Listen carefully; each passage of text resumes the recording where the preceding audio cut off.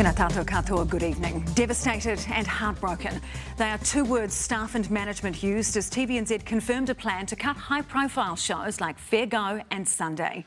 Midday and late news programs would also go completely, while other departments would lose staff. Staff were told in meetings today, and now the union says it's planning to fight back. Business correspondent Simon Shepherd reports. And more details emerge of the proposed restructure and cuts. Out in the newsroom, a lot of hugs and some tears. The news carries on even if you are the news. One News at midday, one of the programs to go under TVNZ's proposed restructure.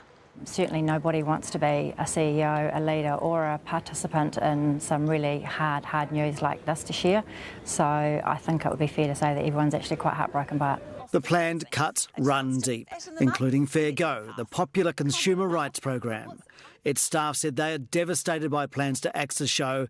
It's been going for 47 years and they are not ready to stop. And we've been given an opportunity to come up with a better plan, and we're going to do the best we can to come up with a better plan because we want to keep Fair Go going. But if it goes... It's the end of something very special in New Zealand that may not happen anywhere else in the world, and that is where you could walk into any store, anywhere, that you were getting a bad deal and say, I'm going to Fair Go. Also on the block, the Sunday Current Affairs program and about 20 staff.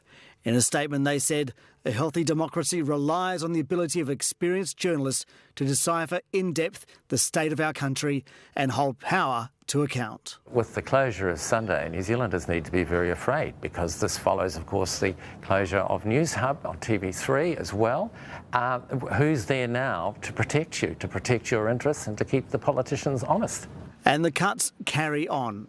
As well as the midday news, One News Tonight could cease. And Youth Channel Re-News would see staff numbers halved.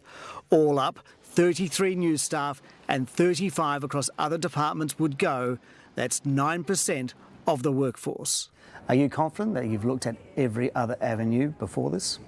Absolutely we have. We've looked at every single option available and we'll continue to do that. News staff have 7 days to give feedback and their union says it will fight the proposals. Just rolling out cuts and not having a plan for the future of journalism at TVNZ is no way forward, and that's what needs to happen now.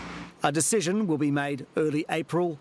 If the restructure goes ahead, come May, some very familiar shows and faces will disappear from living rooms.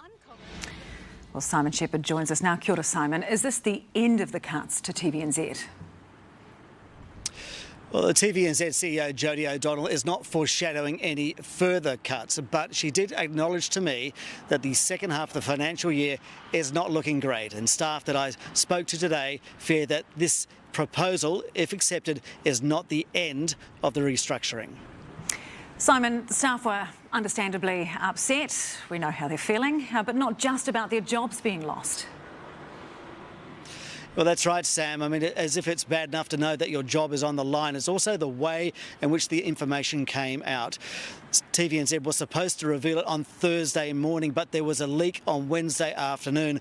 The CEO says that they did everything they could to protect the information, but had to share some logistical details to make it all happen on time, and there was a leak. She says that she's extremely sad and disappointed that it's added to the stress of the staff at an already stressful time. Ngā mihi, Simon. Tēnā koe, thank you.